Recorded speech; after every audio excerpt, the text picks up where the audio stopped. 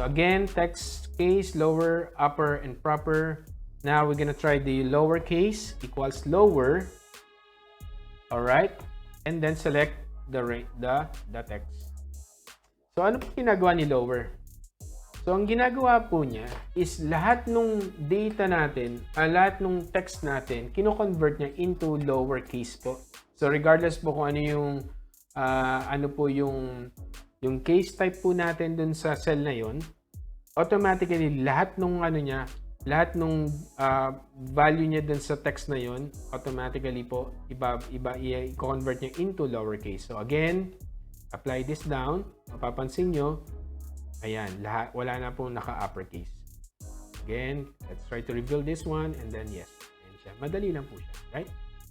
Again, for upper, I think dito it should be upper. Medyo na malinaw po. Oy! Hello, sir. Hello, sir. Kuya Ron. Island. Ayan. Meron po tayong bisita, si Sir Kuya Ron in the island. Ayan. Nasa Cowcoys and Turkish Island. Tama po ba? Ayan. Mabuti po naka-join po kayo and then ayan, naka-attend po kayo for this training. Okay. Wow. 4 AM pa. Very nice. Maganda po yan, sir. Actually here, nasa 11 o'clock in the morning po tayo. And sa Philippines po, around, I think, baka siya, 4 o'clock na. 4 p.m. na. Alright, so let's go back to our training. Okay, so this time, we're gonna discuss about the uppercase naman po. Okay, so we're gonna try to convert this text into uppercase. Although naka-uppercase na po siya.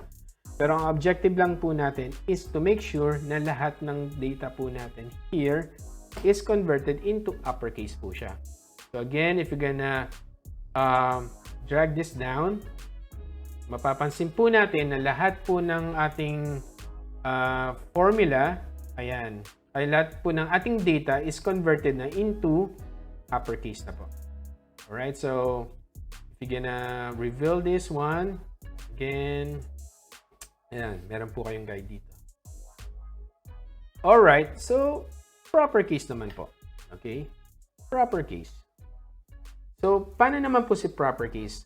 Ang ginagawa po ni proper case is yung lahat po nung data po natin, yung very first character po niya, converted po siya into uppercase po and the rest is lowercase po siya.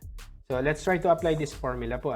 Proper, yan, proper, and then select the text, enter. So, you can see that yung R and C po natin is automatically naka-uppercase while the rest po is naka-convert siya into lowercase po siya. Again, if you're gonna apply this down, itong formula po natin, automatically lahat po ng data na meron po tayo dito is converted into proper case na po. Ayan na siya. Alright? So, if you're gonna reveal this again, ayan, ganda nito, no? Pag may reveal, no? Parang guided po talaga tayo lagi. Alright? Okay, so yun lang po yung natin, lower, upper, and proper case. Okay? So let's move